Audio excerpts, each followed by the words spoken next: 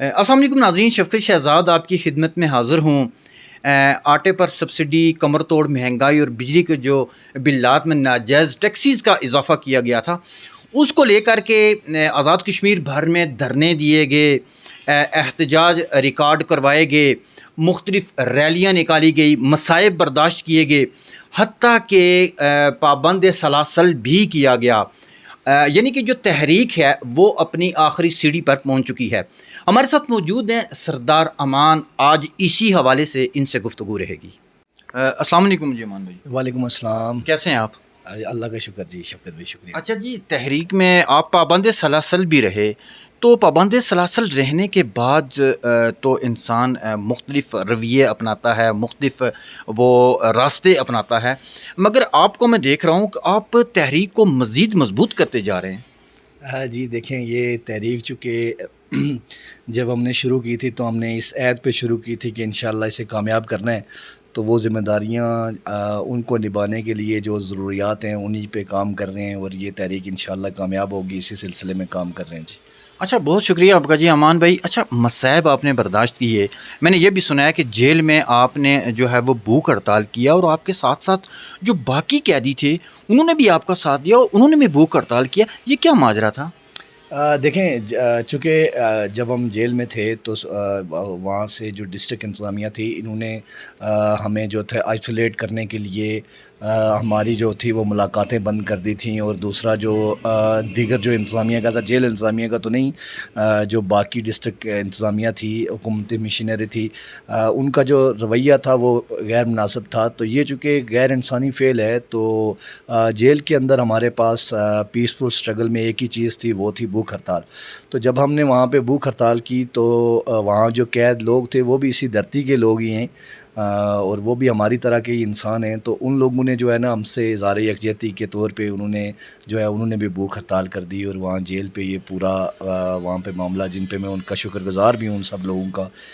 یعنی کہ آپ یہ کہنا چاہ رہے ہیں کہ جب آپ جیل کے اندر گئے، پابند سلاسل رہے، تو وہاں پر بھی لوگوں نے آپ سے اپنی محبت کا اظہار یعنی کہ بھوک ہڑتال کی صورت میں کیا؟ بالکل جی، لوگوں نے بھوک ہڑتال کی صورت میں بھی ہم سے اظہار محبت کیا، اپنا اظہار کیا، محبت کا اظہار کیا، اور اس کے ساتھ ساتھ لوگوں نے جیسے باہر آپ دیکھ سکتے ہیں کہ شہر میں جیسے لوگوں نے اس ملک میں، اس ریاست میں لوگوں نے جو ہے اپنی ایک والہانہ محبت کا اظہار کیا ہمارے ساتھ، اسی طرح جیل میں بھی دوستوں نے جو ہے ہم سے اسی طرح کا اظہار کیا۔ اچھا، آپ تحریک کو کامیاب ہوتا ہوا دیکھتے ہیں؟ جی انشاءاللہ، بالکل یہ تحریک جو ہے یہ ہر صورت کامیاب ہوگی انشاءاللہ تعالی۔ اچھا، ایک سوال آپ سے بہت ہی خاص یہاں پر میں کرنا چاہ رہا ہوں۔ سوشل میڈیا پہ ایک چیز بہت وائرل ہو رہی ہے، دیکھنے میں آ رہی ہے کہ مولانا سعید صاحب جو ہمارے لیے بہت محترم ہیں، ان کے بارے میں آپ نے کچھ ایسے الفاظ کہے کہ جو شاید آپ کو نہیں کہنے چاہیے تھے۔ اس میں کتنی حقیقت ہے، کتنی سچائی ہے؟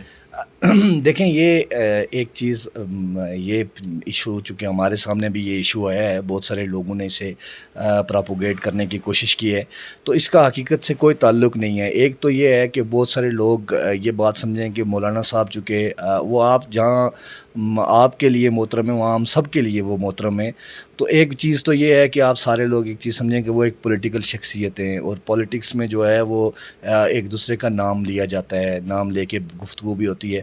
جو چیزیں مولانا صاحب کے ساتھ جو لوگ منسوب کر رہے ہیں وہ غلط ہیں، وہ ایسا نہیں ہے۔ دیکھیں، اب بہت سارے لوگوں نے الزام لگایا کہ جی آپ نے انہیں رشوت خور کہا، ان کے پاس کوئی پبلک ڈومین نہیں ہے، اس لیے وہ رشوت لے نہیں سکتے، ایک چیز جو ہے وہ پاسبل نہیں ہے۔ ہمارا اعتراض یہ تھا کہ جو یہاں پہ دارالعلوم میں جو پروگرام ہوا، جس میں خان محمد خان صاحب کی برسی پہ جو پروگرام ہوا، جس میں اسپیکر اسمبلی آئے ہوئے تھے، انہوں نے چونکہ عوام کی تحریک کو اور عوام کو جو ہے وہ ان کے خلاف کافی منفی باتیں کی یہاں سے، تو اس کے جواب میں ہم نے باتیں کی، ہم نے یہ بات وہاں پہ رکھی، ہم نے بات کہ یہ جو ہے یہ دارالعلوم میں یہ بات نہیں ہونی چاہیے تھی، اور مولانا صاحب کی موجودگی میں وہ چونکہ اس عوامی تحریک کی حمایت بھی کر چکے ہیں، تو ان کی موجودگی میں اس طرح کی گفتگو ہونی نہیں چاہیے تھی۔ وہاں پہ خان صاحب کی برسی تھی، اور خان صاحب کی برسی کو خان صاحب کی برسی تک ہی رہنے دیا جاتا، وہاں سے اوکے تو جو ہے وہ یہ نہ کہا جاتا کہ جی یہاں ہندوستان کو خوش کرنے کے لیے لوگ جو ہے یہ کام کرتے ہیں، اور اس طرح کی جو باتیں یہاں پہ ہوئیں، اس کے تناظر میں ہم نے بات کی، تو وہ لوگوں کو کوئی اور بات ملی نہیں، تو وہ اصل میں جو وہاں پہ اس گفتگو کے اندر جو باتیں تھیں وہ باتیں تھیں اسپیکر اسمبلی کے لیے، حکومت کے لیے، ان کے وزراء کے لیے، ان سب لوگوں کے لیے. تو لوگوں نے وہ کاٹ کے اس کو تو وہ ڈبنگ کر کے مولانا صاحب کا نام لگا کے تو انہوں نے وہ پھیلا دی. اس کا حقیقت سے کوئی تعلق نہیں ہے جی.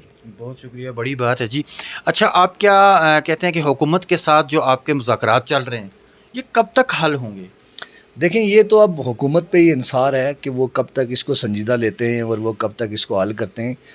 حکومت کے پاس اس کے علاوہ کوئی آپشن نہیں ہے، وہ ہماری بات مانیں، اس کے علاوہ کوئی آپشن نہیں ہے. چونکہ عوام جو ہے وہ منظم ہے، متحرک ہیں. آپ دیکھتے ہیں اس پورا دن، آپ شہر میں بھی دیکھتے ہیں، پورے آزاد کشمیر میں بھی تھرو سوشل میڈیا آپ دیکھ سکتے ہیں کہ لوگوں میں ایک جان آئی ہوئی ہے. لوگ جو ہیں وہ اب جا کے کھڑے ہوئے ہیں.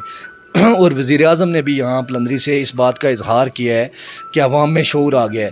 تو جب عوام باشعور ہو جاتی ہیں تو پھر حکومت کے پاس عوام کی بات ماننے سے علاوہ کوئی آپشن باقی نہیں رہتا.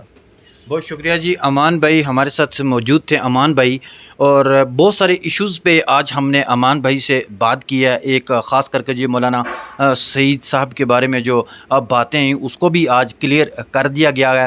پھر کسی نئی ویڈیو کے ساتھ، نئے ایشوز کے ساتھ آپ لوگوں کی خدمت میں حاضر ہوں گے. اپنے میزبان شفقت کو اجازت دیجیے. اللہ نگہبان.